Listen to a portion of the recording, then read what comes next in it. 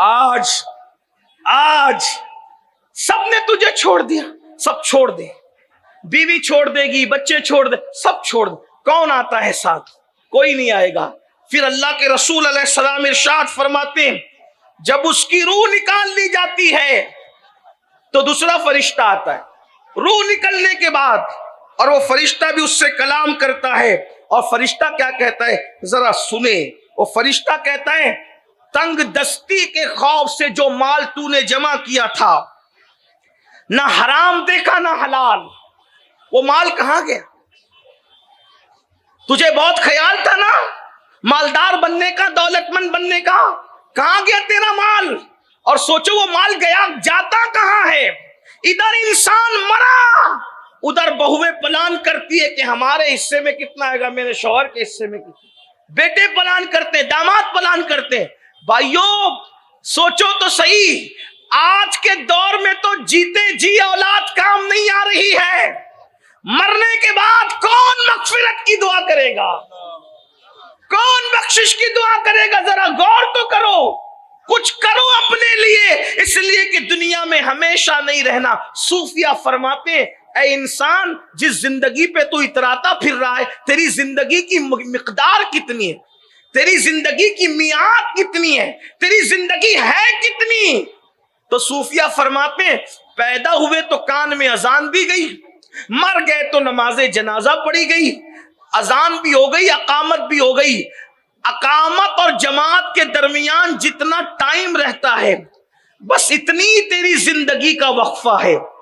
अब इतनी छोटी सी जिंदगी में चाहे तो अल्लाह को राजी करके जन्नती हो जा, या खुदा को नाराज करके जहन्नमी हो जा। क्या चाहते हो, क्या चाहते हो बताओ?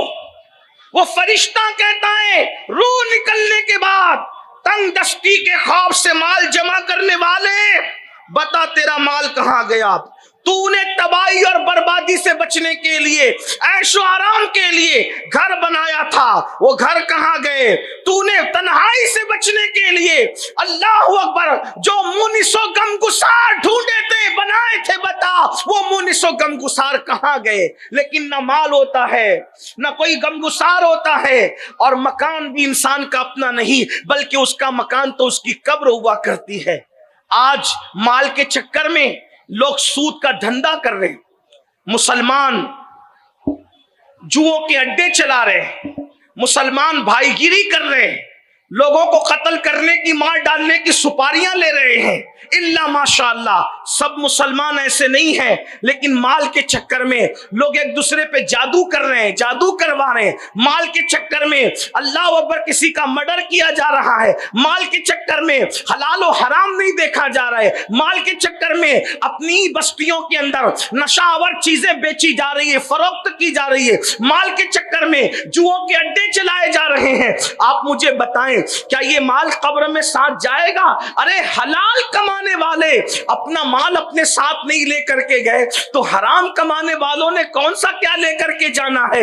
अल्लाह अकबर। तो वो फरिश्ता रूह निकालने के बाद कहेगा, रूह निकलने के बाद कहेगा, कहां है तेरा माल, कहां है तेरा मकान, कहां है तेरे मुनिसो गमगुसार? लेकिन इंसान के पास जवाब क्या होगा? फिर अल्लाह के रसूल सल्लल्लाहु अलैहि वसल्लम फरमाते हैं, जब उसका जनाजा उठाया जाता है तो तीसरा फरिश्ता आकर के उसको कहता है, अल्लाह अकबर, अफसोस आज तुझे बड़े लंबे सफर पर जाना है, और इतना लंबा सफर कि इससे पहले तूने इतना लंबा सफर आज से पहले कभी तय नहीं किया।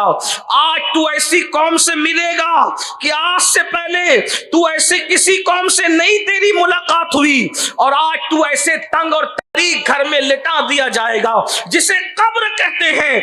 इससे पहले ऐसे तंग और तारीख मकान में तुझे दाखिल नहीं किया गया। अगर आज अल्लाह को राजी करने में तू कामयाब हो गया तो तू बड़ा खुशबख्त है, तकदीर वाला है, और अगर अल्लाह तुझसे नाराज है तो तू बड़ा बदबख्त है। ये कब होता है? जब वो अल्लाह उसका जनाजा उठाया जा रहा होता है। मुसलमान मेरे भाइयों, सोचो, कब्र की तंग और तारीख वादी کا حال کیا ہے؟ اللہ کے سچے رسول قائد المرسلین سید العالمین صلی اللہ علیہ وآلہ وسلم ارشاد فرماتے ہیں کہ جب کسی انسان کو اس کی قبر میں رکھا جاتا ہے اور وہ نماز پڑھنے والا نہیں ہوتا، بے نمازی ہوتا ہے، تو اللہ کے رسول علیہ السلام فرماتے ہیں اس کی قبر میں 99 سانپ ہوتے ہیں۔ اس قبر میں جہاں کروٹ لینے کی جگہ نہیں ہوتی، وہ قبر جس میں نیچے بھی مٹی، اوپر بھی مٹی، دائیں بھی مٹی، بائیں بھی مٹی، آگے بھی مٹی، پیچھے بھی مٹی، مٹی ہی مٹی، نہ جہاں تکیا، نہ جہاں بستر، نہ جہاں چادر، کچھ نہیں، صرف مٹی ہے۔ اندھیرے کا حال یہ ہے کہ ایک ہاتھ کو دوسرا ہاتھ سجائی نہیں دیتا، اور اگر انسان نماز نہ پڑھے تو اللہ کے رسول علیہ السلام فرماتے 99 سانپ، اور اس میں ایک ایک سانپ کی طاقت کا عالم یہ ہے، اگر وہ کسی پہاڑ پہ ڈنک مارے تو پہاڑ ریزہ ریزہ ہو جائے، اگر وہ پھنکار دے تو اس کی فنکار کی گرمی کی وجہ سے لوگ مر جائیں۔ ایسے طاقت والے 99 سانپ انسان پر جو بے نمازی ہوتا ہے اللہ اس پر مسلط کرتا ہے۔ اور بلکہ ایک دوسری حدیث میں آیا، اللہ کے رسول علیہ السلام فرماتے ہیں کہ بے نمازی پر اللہ قبر میں جو سانپ مسلط کرتا ہے اس کا نام ہے شجاع الاقرع، اور وہ گنجا سانپ ہے، گنجا، اس کا نام بھی اللہ کے رسول نے بتایا، شجاع الاقرع اس کا نام ہے۔ اور اس کا حال یہ ہے جب وہ کسی کو ڈنک مارے تو ایک ڈنک پر 1000 سال تک کے زہر اس کے پورے جسم میں گھومتا رہے گا، اور اس کی ہڈیوں کے جوڑ ٹوٹ کر چکنا چور ہو جائیں گے۔ اللہ کے رسول صلی اللہ علیہ وآلہ وسلم فرماتے ہیں جس نے فجر کی نماز جان بوجھ کر چھوڑ دی تھی اس کو وہ ظہر تک ڈستا رہے گا۔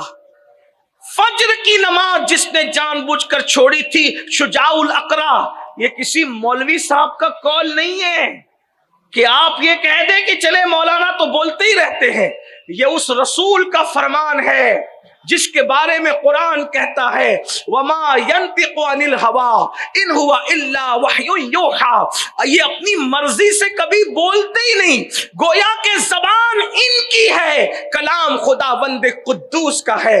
ایک وقت کی نماز میں صرف 10 منٹ کا ٹائم لگتا ہے میرے بھائی، سوچو تو صحیح، میسیجز چیک کرنے بیٹھتے تو گھنٹوں لگ جاتے ہیں، فیس بک پر بیٹھتے تو گھنٹوں لگ جاتے ہیں، یوٹیوب پر بیٹھتے تو راتیں گزر جاتی ہے۔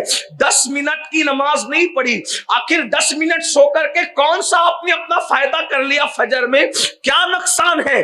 اللہ کے سچے رسول فرما رہے ہیں میری قوم کے جوانوں، جس نبی کے کہنے پر اللہ کو ایک مانا ہے، جس نبی کے کہنے پہ قرآن کو اللہ کی کتاب مانا ہے، جس نبی کے کہنے پر دین کو اللہ کا سچا دین مانا ہے، اسلام کو دین حق مانا ہے، وہی رسول فرما رہے ہیں کہ جب بے نمازی کو اس کی قبر میں رکھا جاتا ہے تو شجاع الاقرع نام کا سانپ انسان پر مسلط ہوتا ہے۔ اللہ